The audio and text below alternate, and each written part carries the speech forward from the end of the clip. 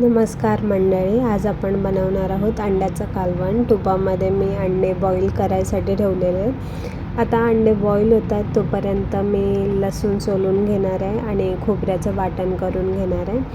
तर मी इथे खोबरं बारीक चिरलेलं घेतलं आहे, अद्रक, कोथिंबीर आणि लसूण सोलून घेतलेलं आहे। त्याचं वाटण आता मी मिक्सरमध्ये वाटून घेतलेलं आहे। आता तोपर्यंत अंडे बॉईल झालेले आहेत ते मी सोलून घेणार आहे। अंडे आता सोलून झालेले आहेत। आता अंड्यामध्ये आपण खोबऱ्याचं वाटण घालणार आहोत।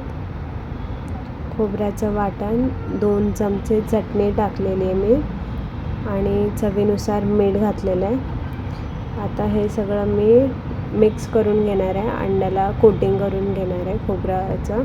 आणि एक अंडं आहे ते मी ह्या वाटणात चुरून टाकणार आहे, ज्याने की टेस्ट छान येते कालवणाला।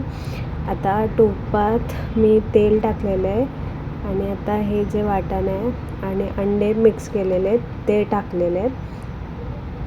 आता हे सगळं व्यवस्थित परतून घेतल्यावर मी पाणी टाकलेलं आहे।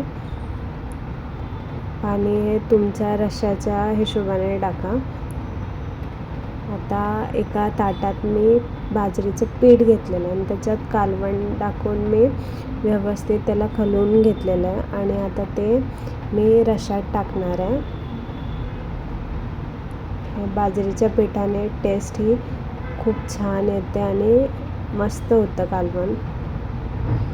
आता अंड्याचं कालवण अर्धा तास मी मीडियम फ्लेमवर शिजू देणार आहे। त्याच्यावर आता मस्त अशी कोथिंबीर गार्निश केलेली आहे आणि हे झणझणीत असं आपलं अंड्याचं कालवण रेडी आहे।